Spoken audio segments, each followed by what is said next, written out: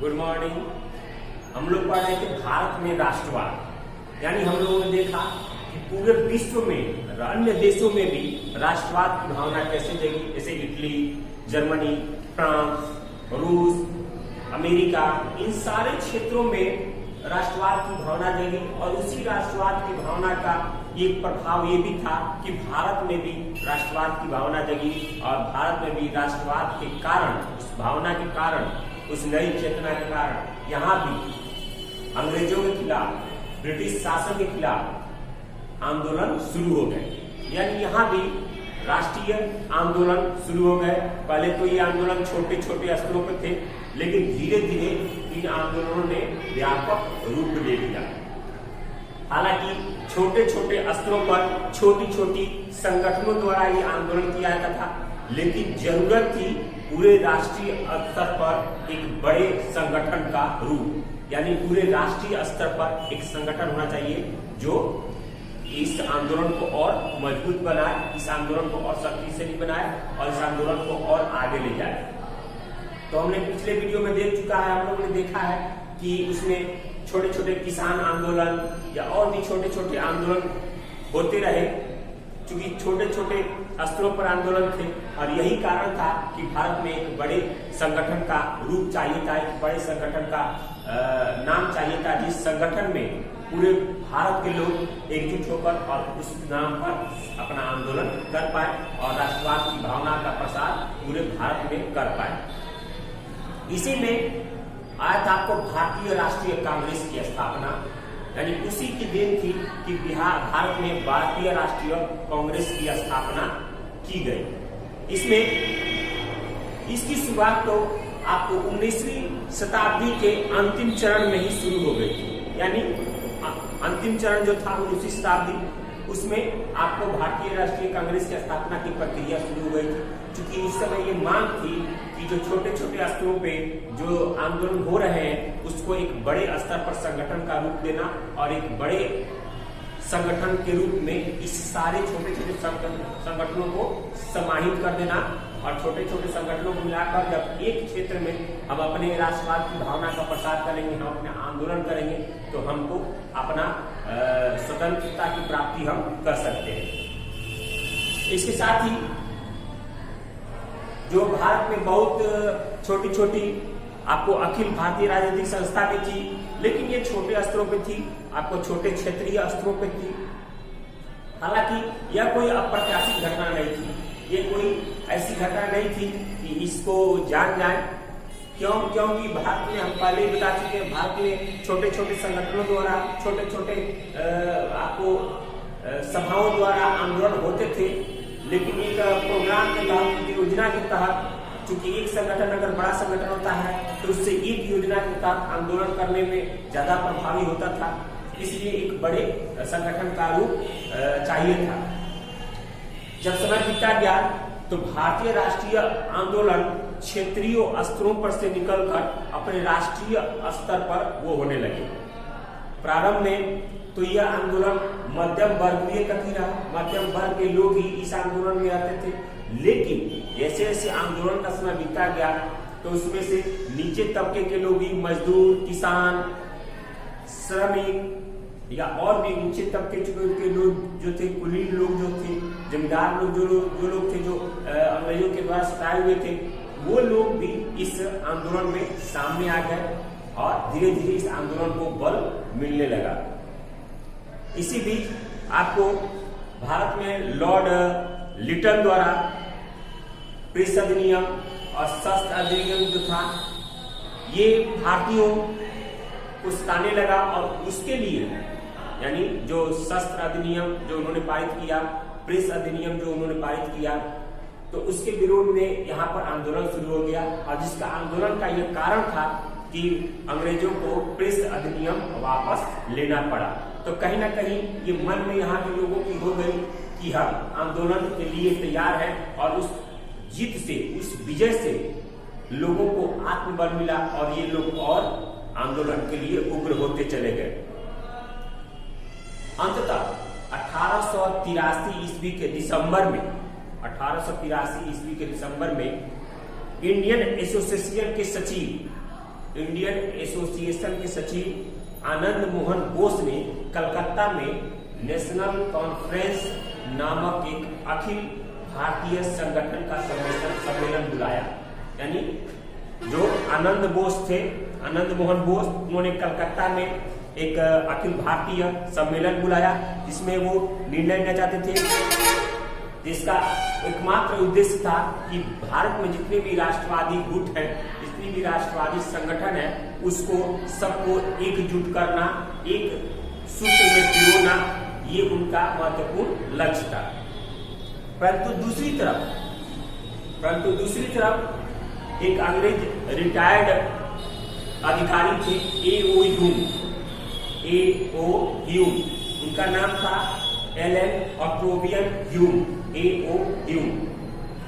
उन्होंने इस दिशा में, इस संगठन के दिशा में उसने अपना प्रयास शुरू किया, क्योंकि वो रिटायर्ड अधिकारी थे अंग्रेजी सरकार के। उन्होंने इस दिशा में प्रयास शुरू किया और 1884 में भारतीय राष्ट्रीय संघ की उन्होंने स्थापना कर दी। चूंकि एक अंग्रेज अधिकारी थे, भारतीय राष्ट्रीय संघ की स्थापना कर दी।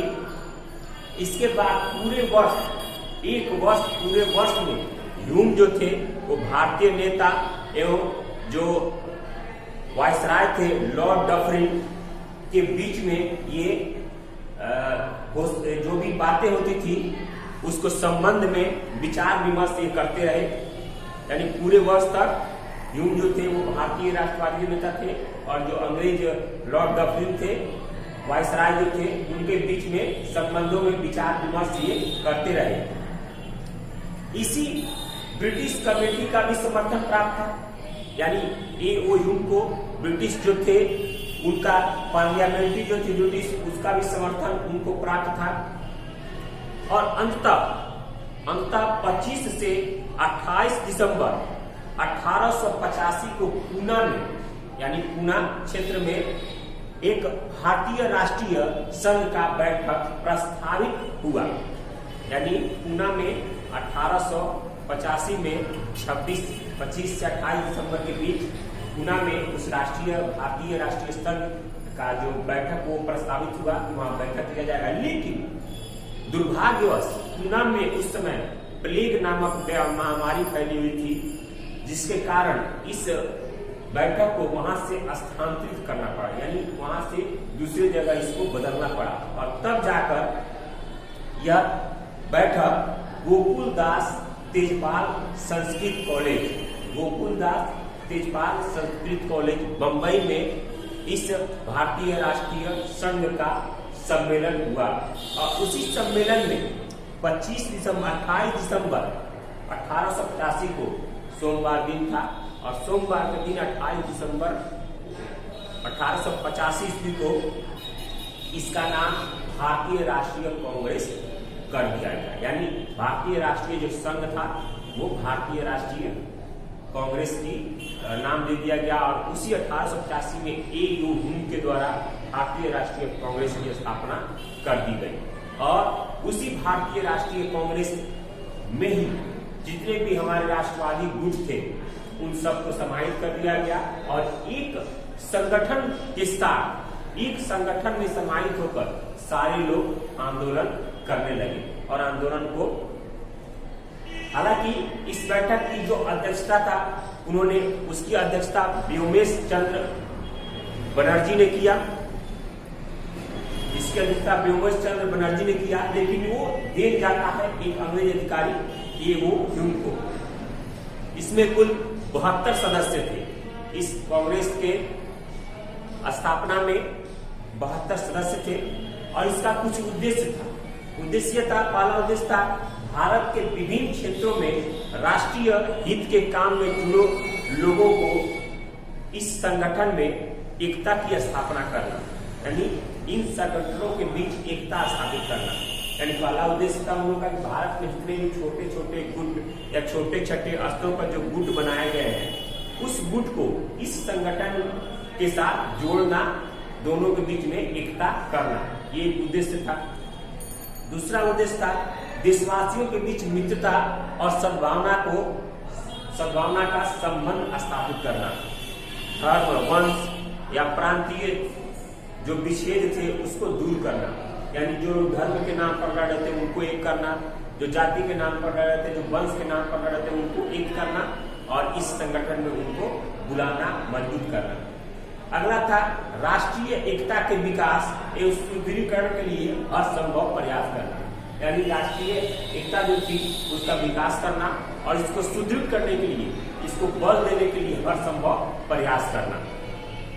अगला था महत्वपूर्ण एवं आवश्यक विषयों पर, महत्वपूर्ण एवं आवश्यक विषयों के प्रश्नों पर प्रमुख भारतीय नागरिकों के बीच चर्चा करना और उसमें संबंध स्थापित करना और उसका एक लेखा तैयार करना, यानी भारत में जितने भी आवश्यक विषय हैं उन प्रश्नों पर चर्चा करना, सभी लोगों को मिलकर चर्चा करना और उसका एक लेखा तैयार करना और उस लेखा के अनुसार आंदोलन को आगे बढ़ाना, ये उसमें था। उसके बाद था प्रार्थना पत्रों एवं समाचार पत्रों द्वारा वायसराय एवं उनकी काउंसिल से सुधार हेतु प्रयास करना, यानी अपने लेटर के द्वारा, अपने प्रार्थना के द्वारा, अपने विनय की स्थिति के द्वारा जो लॉर्ड थे, जो वायसराय थे, उनसे अपनी मांगों में सुधारों या अपने काउंसिलों में सुधारों के लिए प्रयास करना। तो ये सब चीज उस भारतीय राष्ट्रीय कांग्रेस की स्थापना में थे। इस तरह कांग्रेस का प्रारंभिक उद्देश्य शासन में सिर्फ सुधार लाना था और यही था कि सन 1905 ईस्वी में लॉर्ड कर्जन द्वारा जब बंगाल का विभाजन कर दिया गया, जिसमें बिहार भी था, तो उसमें 1905 में जब लॉर्ड कर्जन द्वारा बंगाल का विभाजन कर दिया गया तो उसके बाद कांग्रेस में विरोध के स्वर उठने लगे। हालांकि कांग्रेस के अंदर विरोध के स्वर उठने लगे और 1907 में इसमें फूट पैदा हो गई। 1907 में भारतीय राष्ट्रीय कांग्रेस में फूट पैदा हो गई, जिसके कारण कांग्रेस के कुछ पद कमजोर हो गए और इसी बीच गांधी जी के भारतीय राजनीति में पदार्पण हुआ। भारतीय राजनीति में गांधी जी की आगमन हुई और उसी कारण उन्होंने भारतीय राष्ट्रीय कांग्रेस को मजबूती प्रदान की।